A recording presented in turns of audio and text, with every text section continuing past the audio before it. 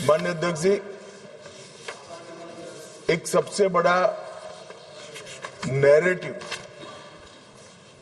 खड़ा किया जा रहा है, भ्रांति फैलाई जा रही है कि ये जो 3 विधेयक है, संविधान संशोधन विधेयक और 2 कानून, डिलिमिटेशन का और संघ क्षेत्र के चुनाव के कानून में बदलाव, वो आने से दक्षिण की क्षमता लोकसभा में बहुत कम हो जाएगी और हमारे दक्षिण के राज्यों को बहुत बड़ा नुकसान होगा। मान्यवर, मैं बिल जो सदन के सामने है, अब सदन की प्रॉपर्टी है, इसका प्रैक्टिकल इंटरप्रिटेशन कर कुछ चीजों को मैं बताना चाहता हूं। कर्नाटक राज्य में 543 के सदन में अभी 28 सीटें हैं और सदन की 543 सीटों की संख्या के 5.15% कर्नाटक के सांसद यहां पर आते हैं। ये बिल पारित होने के बाद, संविधान संशोधन होने के बाद कर्नाटक की संख्या हो जाएगी 28 से बढ़कर 42 और प्रतिशत लोकसभा में 816 में हो जाएगा 5.14। तो जरा भी नुकसान कर्नाटक को नहीं होगा। दूसरा राज्य है आंध्र प्रदेश, इनकी अभी 25 सीटें हैं आंध्र प्रदेश की और अब की स्थिति में उसका प्रतिशत प्रतिनिधित्व 4.60 है, 4.60। अब इसमें भी 50% लगभग वृद्धि होगी तो सीटें हो जाएगी 38 और 4.60 की जगह 4.65% उनकी शक्ति हो जाएगी। तेलंगाना में 17 सीटें हैं अभी और उनकी शक्ति 543 के सदन में प्रतिशत 3.13 है। अब उसमें 50% की वृद्धि होगी और सीटें हो जाएगी 26 और 3.13 की जगह 3.18% उनकी क्षमता।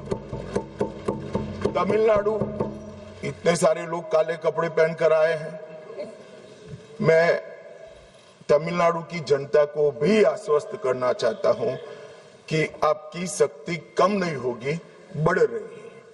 मान्यवर, अभी 39 सांसद तमिलनाडु राज्य से चुनकर यहां आते हैं और 543 के सदन में उसके प्रतिशत है 7.18% और अब 50% वृद्धि के बाद सांसद लगभग हो जाएंगे 59 और इनकी नए सदन में 816 के सदन में प्रतिशत में संख्या हो जाएगी 7.23।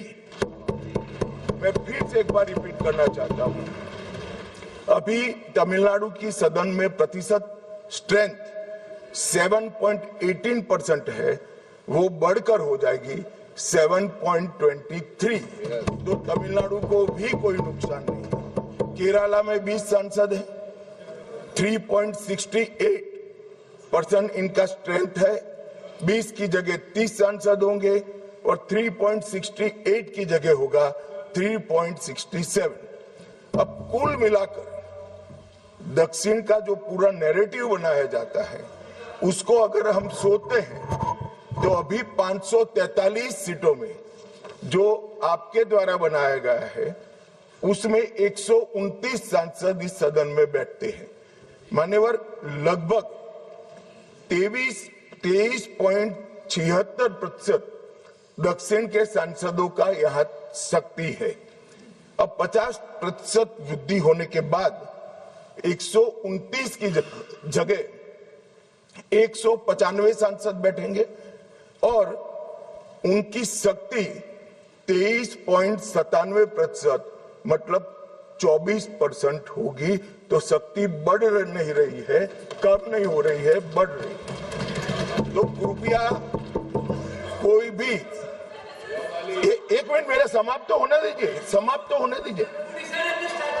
अरे पर समाप्त तो होने दीजिए। अरे पर बीच में कैसे करेंगे आप? मैं अभी बैठ जाइए, उसका भी जवाब देता हूं। आपको जवाब चाहिए ना, देता हूं। मान्यवर, कृपया ये बिल के जो इंटरप्रिटेशन है, इसको अधिकृत रूप से बिल को पायलट करने वाले मंत्री के रूप में मैं इस सदन के सामने रख रहा हूं। मैं मेरी जिम्मेदारी समझ रहा हूं। जो भ्रांति फैला रहे हैं वो शायद न समझते हैं, तो उसके लिए मेरा कोई टिप्पणी नहीं है।